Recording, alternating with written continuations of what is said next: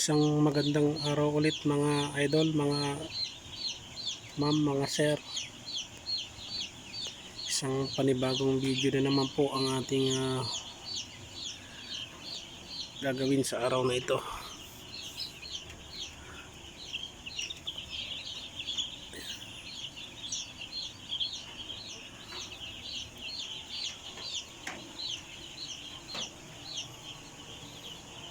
Araw po ngayon ng Huwebes,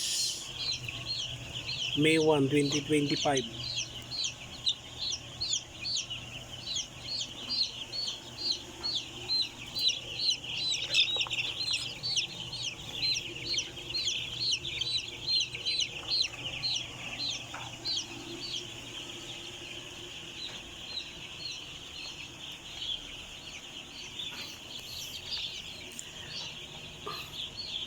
Ikatlong araw nila ngayon.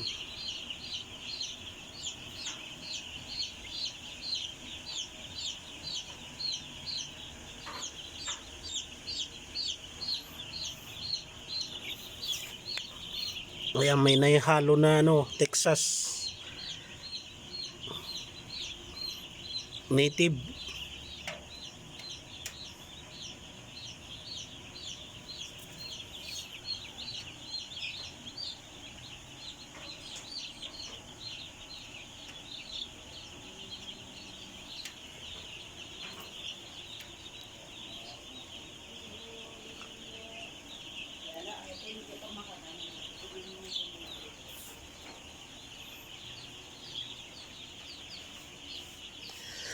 Ikatlong araw nila ngayon mga idol, mga ka-farmers.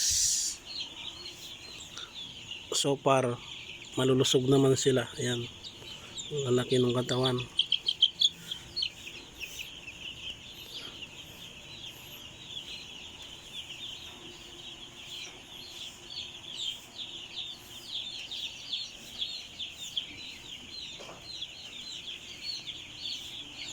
Dito namin nilalagay yung medyo mahihina, nakabukod.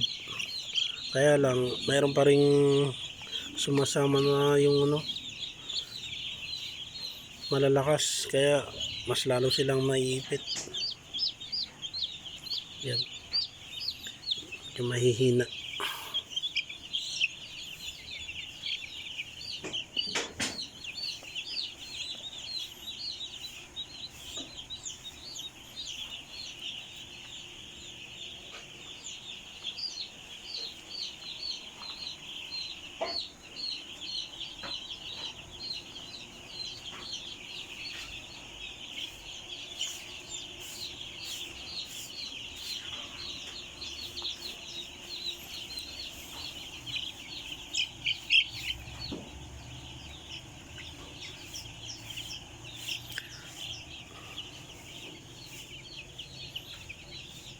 Abangan nyo po yung update natin araw-araw.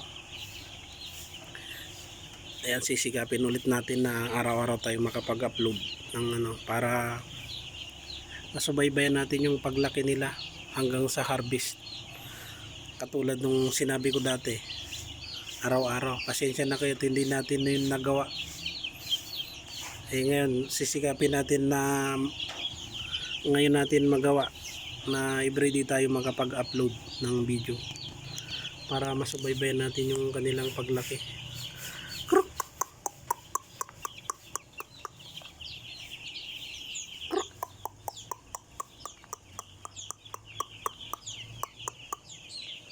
Yan ang liliksi nila mga ka-farmers.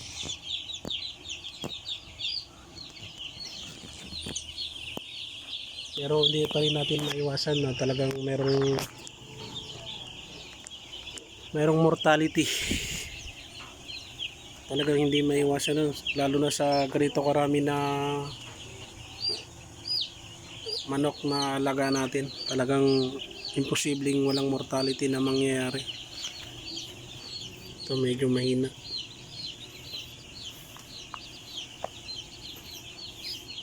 Sa ngayon siguro may gitna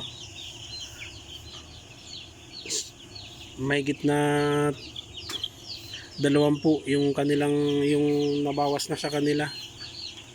Kulang-kulang 30 piraso. Pero okay pa rin. Maliit pa rin yun kung tutusin.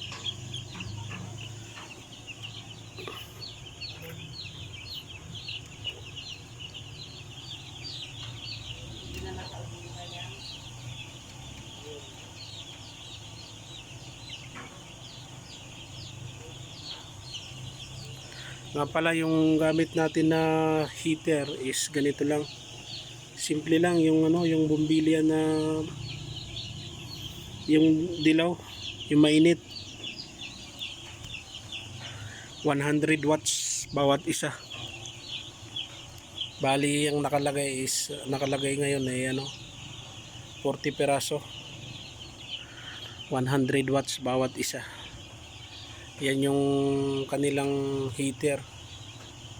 Kasi nandito pa sila sa brooding house. Kaya kailangan nila ng medyo mainit na pakiramdam.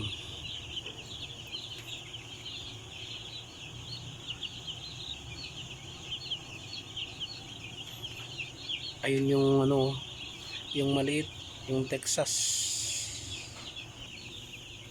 Ito po yung isang Texas na hinalo nila kanina.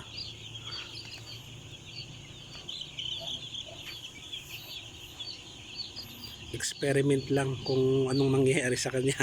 Baka kung maging broiler din siya paglaki niya pero sa tingin ko hindi na yan magiging katulad nila. Lalaki siya pero hindi katulad nila. Talagang maliit talaga yan. Tatlo yan sila.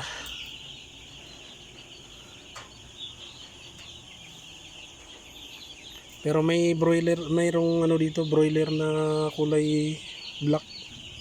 Talagang katulad nila, kalahi nila, pero yung kulay lang talagang black siya. Ay iba, to, yung Texas pala.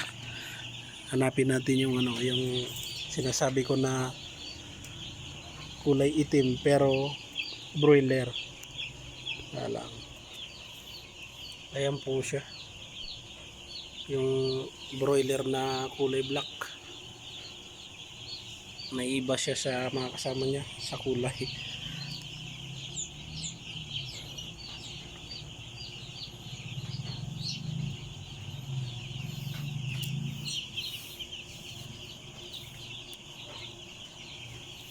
Tingnan natin yung itsura niya paglaki niya kung anong kulay siya.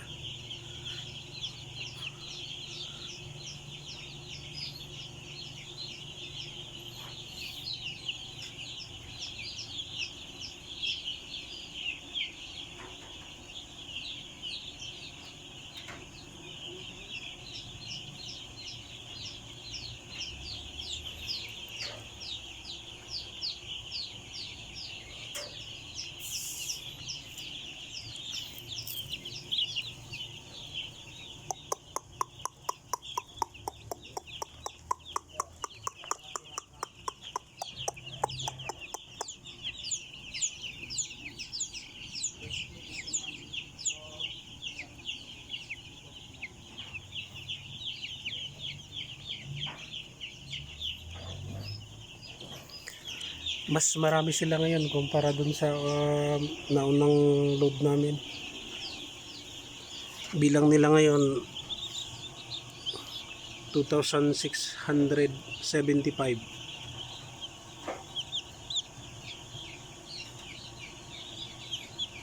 Busog na busog oh.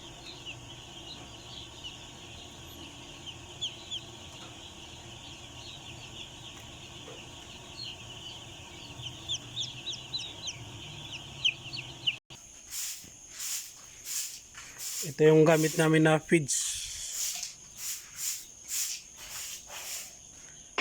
Pelmeco broiler feeds. Sa ngayon gamit namin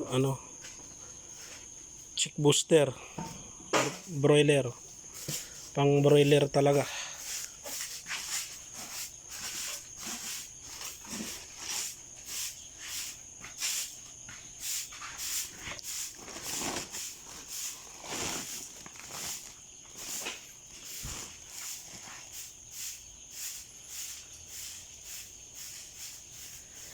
Ang budget namin ngayon ay sa chick booster, sa dami ng manok namin na 2,675, bali 21 sacks na chick booster. Kakain nila yun, iko-consume nila yun sa loob ng pinakamatagal na yung 2 weeks. Kung minsan di pa abot ng 2 weeks, mga 11-12 days ubos na. Next naman yung chick broiler starter, and then yung finisher na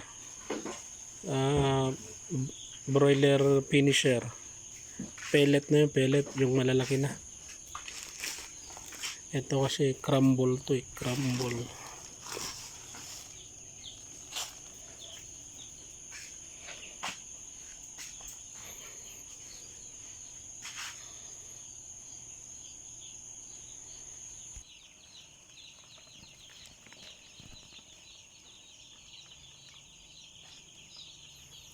Sa mga nagtatanong po kung gaano kalaki yung brooding house namin, ang sukat niya ay 18 by 28 feet. Kasya ang 2,500 to 2,600 plus. Ito yung pinakamarami naming load ngayon. Bali mahigit 2,600 pa. 2,675. Ito na yung pinakamalaki na load namin. Kaya medyo masikip na sila.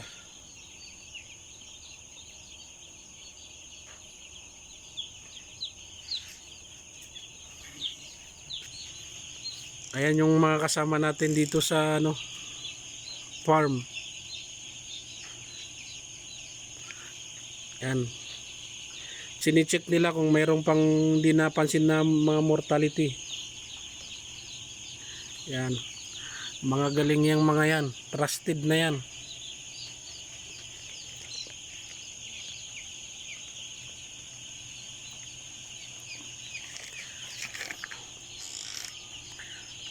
Bali kami dito, tatlo kami dito na nagtatrabaho.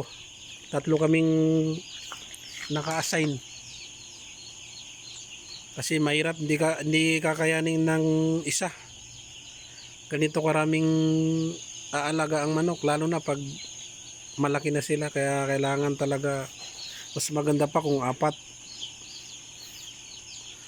Kasi na-try na namin dati na 2 lang, talagang pahirap pa, ang hirap.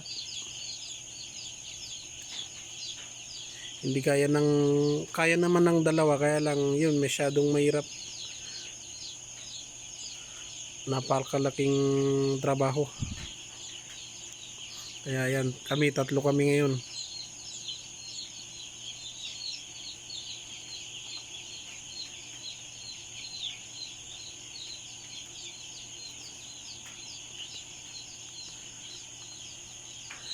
So yun po ang video natin ngayon. Update natin sa manok natin. Balikat 3 days na nila ngayon. Mortality more or less 30 pieces, more or less 30 heads yung mortality, which is very good, normal. Mababa pa yun kung tutusin. Kaya salamat pa rin, maliit lang yung mortality natin. Ayan, abangan nyo po sa bali ka 7 days nila, kukuha tayo ng timbang, mag average live weight tayo. Titingnan natin kung gaano na sila kalaki. Bali ito, ang average live weight nila nung unang araw nila, na maliliit sila, bali 35 lang yung 35 grams lang yung average nila. Meron 32, pinakamababa yung 32, pinakamalaki yung 42.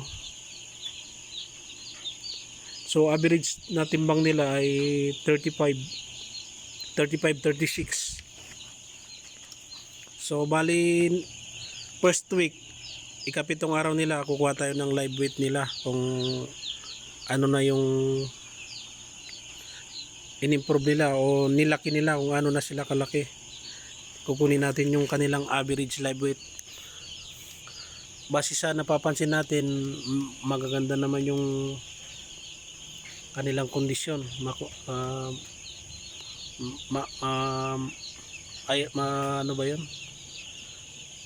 Malakas sila kumain, uminom, kaya talagang napapansin natin na medyo mabilis yung kanilang paglaki. Ayan.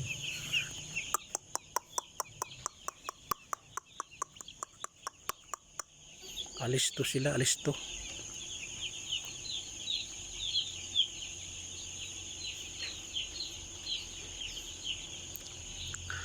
Abangan nyo po, everyday tayo mag-upload. Everyday natin sila titingnan kung ano yung kanilang kondisyon, gaano sila kabilis lumaki. Yun po yung abangan nyo. Araw-araw tayo mag-upload para at least may idea kayo, yung mga nagbabalak na mag-farm ng ganito, magbo-broiler farming. So at least saka papanood niyo ng ganito, nagkakaroon kayo ng idea kung paano. Ito pong ginagawa namin ay hindi naman to yung pinaka standard na program, base lang ito sa aming experience at nasubukan naman namin, okay naman, nakailang harvest na kami, kumikita naman kami.